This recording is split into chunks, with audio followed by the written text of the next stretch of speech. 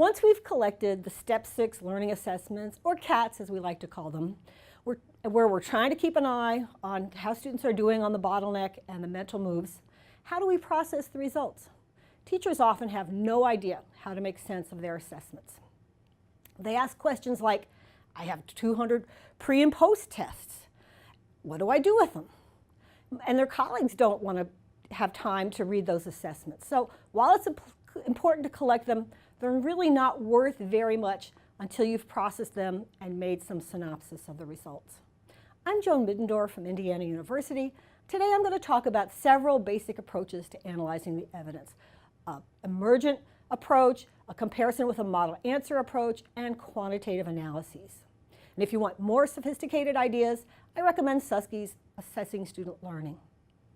So the first method is a qualitative approach where you're going to compare student responses to each other. For example, on a pretest, we asked students to use arrows and lines to mark what Mexican immigration looked like historically. And then we had about 30 maps, and what were we going to do with them? So we sorted student responses into piles with similar answers going together. Then we gave each stack a descriptive name, and thereby letting the categories emerge from the student evidence, such as we had a unidirectional stack, we had a cyclical migration stack, and then there was a whole bunch of other ones. We just kind of ended up in the other pile. And then we could count the number, tabulate the number in each stack. And the sorting into piles method is relatively simple, and we often use this when we're trying to use an exploratory assessment or just understand the possible ways students might perform this mental action. The next method is a model answer approach where the teacher compares the student's answer to their model answer. So the teacher has to decide in advance the characteristics of the low-level, mid-level, and high-level responses, and then score the students on that. So for example, here Shopko and Diaz in 2015 are showing that they had 3 levels. The low level, the bottleneck, students were just looking for the true answers about the past, the objective facts, and report that. The way station, the next predictable place they might get stuck is that there's a role in the production for the investigator to find historical knowledge. And then the highest level, the kind of getting towards expert, students realize they have to construct history through making claims based on sources. So the main point with this method is you're comparing student responses to the expert's answer. And though this may seem laborious, it gets easier over time because the teacher does learn to predict where the students will go wrong and help students get there better. And there are many ways to process the results of your assessments. For example, you could take a word journal, CAT, and you could process it with the emergent technique or with the model answer technique. So it's your choice. Finally, we have the quantitative analysis.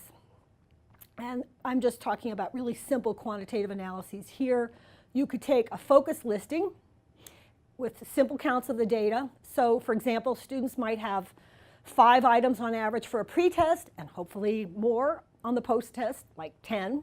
And then for a memory matrix, you count how many students scored in each box of the memory matrix on the pre and post test. Or a very different approach is that you would compare student answers on a specific item from a previous semester to this semester's class responses. Okay, so you've summarized your evidence. Now you want to draw some conclusions. In some disciplines, we might write a reflective paragraph about our findings. And then in other disciplines, we're expected to create a graph or a chart to make the results more visible to our peers. So going back to that what do historians do question, we can see at a glance that the students on the pretest in pink were operating at lower levels, history as objective facts, and the pretest. And at higher levels, in the dark red, on the post-test, historians generate interpretations. So summarizing our evidence and drawing conclusions about student learning is an essential step. Summaries allow others to get the main point or the big picture at a glance from an image or by quickly reading a few sentences. With data, then, the teacher sees the extent of student success on the mental action as well as where They can get detailed information on where the students are still struggling.